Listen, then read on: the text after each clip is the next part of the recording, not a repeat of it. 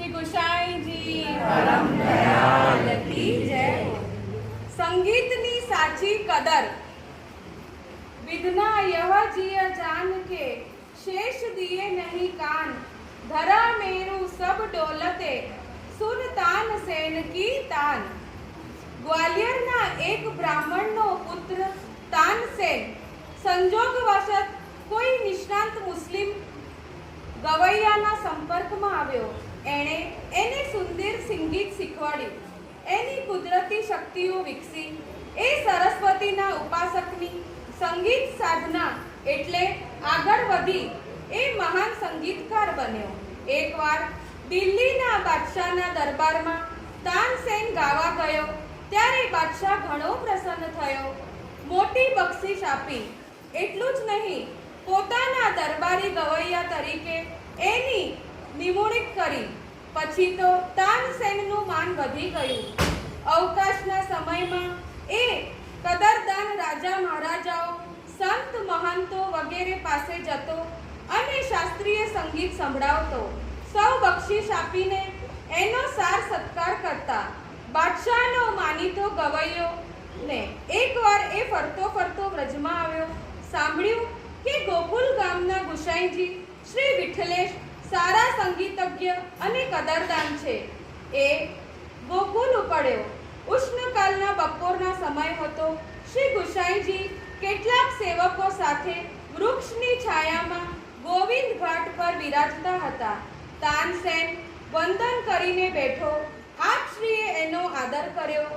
થોડીક વાતચીત થઈ પછી આપશ્રીએ એને કંઈક ગાવાની આજ્ઞા કરી। તાનસેને ગાયું, तेरे मन में कीधो एक गुण रे जो तोपे आवे सो प्रकाश कर रे सप्त सूर 3 ग्राम 21 मूर्छना जोई सूर आवे तोपे सोई सूर भर रे। શાસ્ત્રીય રાગમાં લાંબા આલાપ સાથે ઉસ્તાદી ઢબે એણે પદ તો સારું ગાયું, પણ હવેલી સંગીતના મધુર સ્વરોનો માધુર્ય તો એમાં ક્યાંથી આવે? શ્રી ગુસાઈજી ઉપર પ્રસન્નતા બતાવી પછી પોતાના ખવાસને સમજાવીને મોકલ્યું। ઘેરથી એક થેલી મંગાવી। તે થેલીમાં તાનસેનને બક્ષિસ રૂપ આપી। એ થેલીમાં હતા રોકડા રૂપિયા 500 અને સાથે એક કોડી। તાનસેને આ જોયું। એને નવાઈ લાગી। પૂછ્યું, મહારાજ, આ થેલીમાં રૂપિયા સાથે કોડી ભૂલથી મુકાઈ ગઈ લાગે છે। આપ શ્રી કહે છે, ના તાન, એવું નથી। જુઓ, 500 રૂપિયા તમે બાદશાહના ગવૈયા છો એટલે તમારું માન રાખવા માટે આપ્યા, અને કોડી જરા બીજી કારણ છે। એ જમાનામાં બી 500 રૂપિયા આપ્યા, પણ ઠાકોરજીનું ગુણગાન નથી એટલે કોડી સમાન એનું છે રાગ। હે મહારાજ, એ બીજું કારણ શું છે? મને કહો ને। તાનસેને વિનવણી કરી। કહેવું તો ન જોઈએ, પણ કહું છું। તાનસેનજી, એવું છે કે તમારું ગાન આમ તો સુંદર છે, પણ અમારી દ્રષ્ટિએ અમારા સંગીતની તુલનામાં એ ગાન 500 રૂપિયા આગળ એક કોડી જેવું છે। આપ શ્રીએ દસપોટ કર્યો। હે, આપ આ શું કહો છો? મને આવું કહેનાર આજ સુધી કોઈ મળ્યું નથી। વળી આપ કહો તેથી ન ચાલે। એવું ગાન સંભળાવો તો મને આનંદ થાય। કલાકારો બીજાની કલા કદર પણ કરી જાણે છે હો। ગોવિંદ સ્વામી પાસે બેઠા શ્રી ગુસાઈજી એમને સૂચન કર્યું। એમણે સારંગ રાગમાં સુંદર પદ ગાવા માંડ્યા। ઉષ્ણકાલના મધ્યના સમયે એ રાગ એવો તો જામ્યો કે સૌની સાથે તાનસેન પણ ડોલવા લાગ્યા। પદની પંક્તિ આ હતી, શ્રી વલ્લભ નંદ નંદન રૂપ અનુપ સ્વરૂપ કહ્યો નહીં જાય। પ્રગટ ભયો પરમાનંદ ગોકુલ સબ જુગ કો સુખદાય। અને બીજી પદની પંક્તિ હતી, સુનરી સખી દુપહેર કી બરૈયા મેં બેઠી જરોખન પ્રોવત હાર ઔચક આય ગયે નંદ નંદન મોતન ચિતકાય કાંકરી ડાર। તાનસેનથી બોલાઈ ગયું, મેં આવું સંગીત કદી સાંભળ્યું નથી મહારાજ। આપની વાત ખરી છે, મારું ગાન તો આની પાસે મખમલ સાથે ટાટ જેવું છે। પછી પછી તો સૌ ત્યાંથી ઉઠ્યા. તાનસેન ગોવિંદ સ્વામીની પાછળ થઈ ગયા. સ્વામી, મને તમારી ગાન વિદ્યા શીખવો. ગોવિંદ સ્વામી કહે છે, તાનસેનજી, મારો એક અપર નિયમ છે. શ્રી ગુસાઈજીના સેવક વિના બીજા કોઈને હું મારી વિદ્યા શીખવતો નથી. એમ તો મને હમણાં ને હમણાં આપશ્રીનો સેવક કરાવો, એણે વિનંતી કરી. શ્રી ગુસાઈજીએ એને નામ મંત્ર આપ્યો. ગોવિંદ સ્વામીએ એને કીર્તન સંગીત શીખવ્યું. ભગવદીયના સંગનો રંગ પણ એવો લાગ્યો કે તાનસેન શ્રીજીની સન્મુખ પ્રેમથી કીર્તન કરવા લાગ્યા. શ્રીજી એના કીર્તનોથી ઘણા પ્રસન્ન થયા. સામાન્ય કલાકારોને કોઈને કોઈ વ્યસન હોય. વ્યસન કરે ત્યારે જ કળા ખીલે. ભાંગ, મદિરા વગેરેના નશામાં કલાની જમાવટ સુંદર થતી. તાનસેને પણ વ્યસન હતું. એ શ્રીજી સન્મુખ કીર્તન કરવા આવે ત્યારે પણ વ્યસન કરીને આવતો. ત્યારે જ એના કંઠમાં ઉત્તમ સંગીત રહેલાતું. એકવાર એક વૈષ્ણવે એની પાસે બેઠેલા એને મદિરાની ગંધ આવી. તરત જ સમજી ગયા. તાનસેનને ટોક્યા, અરે કીર્તન્યજી, તમે આ શું કરો છો? પ્રભુને ગંધ આવે, શ્રમ પડે. આપણા ધર્મમાં આવ્યા વ્યસનની કેવી મનાઈ છે. તાનસેનને વાત ખરી લાગી. એને શરમ પણ આવી. ત્યાં જ નિશ્ચય કર્યો, નિર્ણય જણાવી દીધો, ભાઈ, હવે આજ પછી વ્યસન બંધ. બીજું કાંઈ કહેનાર વૈષ્ણવને સંતોષ થઈ ગયો. બીજા દિવસ થયો. રાજભોગ સમય. તાનસેન કીર્તન ગાવા બેઠા છે, પણ રાગ જાણતો નથી. કેમ કે મન લાગતું નથી. મનની એકાગ્રતા થતી નથી. ધૂન ચડતી નથી. શ્રી ગુસાઈજી શ્રીજીને દર્પણ દેખાડતા હતા.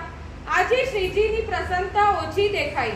શ્રીજીએ આજ્ઞા કરી, આજે તાનસેન સારું ગાતો નથી, એને કહો ને. શ્રી ગુસાઈજીએ તાનસેનને સૂચન કર્યું. એણે ગઈકાલે બનેલી વાત કહી. આપ શ્રી કારણ સમજી ગયા અને આજ્ઞા કરી, તાનસેન, તમે જેમ કરતા હોય તેમ કરો, પણ શ્રીજીને સંગીત ઉત્તમ સંભળાવો. શ્રીજી તમારા રાગથી પ્રસન્ન રહે છે. બીજા દિવસે એ વ્યસન કરીને આવ્યા ત્યારે રાગની સુંદર જમાવટ થઈ. શ્રીજી પ્રસન્ન થયા. એટલું જ નહીં, તાનસેનને હાસ્યયુક્ત મુખ કમલના દર્શન પણ કરાવ્યા. પોતાની કલાની સાચી સાર્થકતા પ્રભુની પ્રસન્નતામાં જ છે એ વાતે સમજી ગયા. વિરુદ્ધ ધર્માશ્રય પ્રભુની આ કેવી અટપટ લીલા છે. સિદ્ધાંત નવનીત. સ્વમાર્ગમાં એક બીજું આચાર ધર્મના વિધિ નિષેધ છે.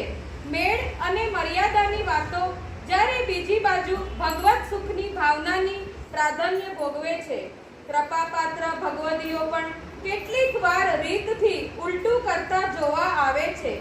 લોકવેદ મર્યાદાના ઉલ્લંઘન પણ દેખાય છે. ત્યારે સમજી લેવું કે એમની માટે ભગવદ ઈચ્છા એ જ પ્રકાર છે. બધી વાર્તામાં એવું કહે છે ને કે કોઈના પણ દોષ જાણ્યા વગર નહીં જોવાના. શું પ્રભુની ઈચ્છા હોય આપણે નથી જાણી શકતા, પરંતુ દોષ દ્રષ્ટિથી ન જોવું. આપણા ભાવ પોષણ માટે આ બાબત મહત્વની છે. એક વચનામૃતમાં પ્રગટ થયેલો શ્રીજીના પાઘનો પ્રસંગ અહીં વિચારવા જેવો છે. શ્રી ગુસાઈજીએ કોઈ વૈષ્ણવને આજ્ઞા કરી કે શ્રીજીનો પાઘ રંગાવો. અમુક રંગ રેજ સુંદર લાગે છે, તેને આપી આવો. કાલે જ લઈ આવજો. વૈષ્ણવ આપી આવ્યા. બીજે દિવસે લેવા ગયા ત્યારે જોયું કે રંગરેજ પોતાના મોઢામાં પાણી ભરીને પાઘના વસ્ત્રને ફૂંકારી રહ્યો છે, જૂઠાણ કરી રહ્યો છે. આ તો મોટો અનાચાર. વૈષ્ણવ પાઘ લીધા વિના પાછા આવ્યા. તે દિવસે શ્રીજી અપ્રસન્ન થઈ ગયા. શ્રી ગુસાઈજી સમજી ગયા કે કાંઈ કારણ છે. પેલા વૈષ્ણવને પૂછ્યું, પાઘ લઈ આવ્યા? વૈષ્ણવ જે જોયું હતું તે કહ્યું. પોતે પાઘ લીધા વિના પાછા આવ્યા એ પણ કહી દીધું. આપ શ્રી ટકોર કરે છે. અરે, તને સુંદર રંગલો પાઘ લાવવાનું કહ્યું હતું કે આ કઈ રીતે રંગે છે તેની તપાસ કરવા મોકલ્યો હતો. જો એ જ પાઘ લઈ આવ. તને સુંદર રંગનો પાઘ લાવવાનું કહ્યું છું, કેમ બનાવે છે તપાસ કરવા નતો મોકલ્યો. એને લડ્યા. શ્રીજીને એનો રંગલો પાઘ જ ગમે છે. આચારને જ પ્રાધાન્ય આપનાર કેટલીક વાર ઉત્તમ વસ્તુ પ્રભુને અંગીકાર કરાવવાનું ચૂકી જાય છે. આવા પ્રસંગો એમને સિદ્ધાંત સમજાવે છે. જોવા જેવી, સાંભળવા જેવી, આરોગવા જેવી કોઈ ઉત્તમ વસ્તુ જોઈને પ્રભુને અંગીકાર કરાવવાનો મનમાં મનોરથ થાય ત્યારે એની ક્રિયા અંગે ચિકાશ કરવી એ પુષ્ટિ ભક્તિ માટે ઇષ્ટ નથી. જગતની સર્વ ઉત્તમ વસ્તુઓનો ભોગતા આપણા રસેશ શ્રી કૃષ્ણ છે. પ્રત્યક્ષ અંગીકાર ન કરાવાય તો ભલે ભાવનાથી પણ અંગીકાર કરી શકાય. ભગવત સુખની ભાવના એ જ શ્રેષ્ઠ પુષ્ટિ ધર્મ છે. અપેક્ષતા સ્વામી સુખે પુષ્ટિ માર્ગ સ કથ્યતે. વાર્તાના મથાળે આપેલી કડી તાનસેનની પ્રશસ્તક્તિ અલંકારિક રીતે છે. વિધાતાએ શેષનાગને કાન કેમ નથી આપ્યા? સારું થયું કે નથી આપ્યા, નહીં તો તાનસેન જ્યારે તબલા પર તાન મારત ત્યારે સાંભળીને શેષનાગ ડોલવા લાગત. ધરતી શેષનાગના માથા ઉપર હોવાથી ધરતી અને પર્વતો ધ્રુજી ઉઠત. મોટા ધરતીકંપો સર્જાત. કેવી હશે તાનસેનની એ તાન? શ્રી ગુસાઈ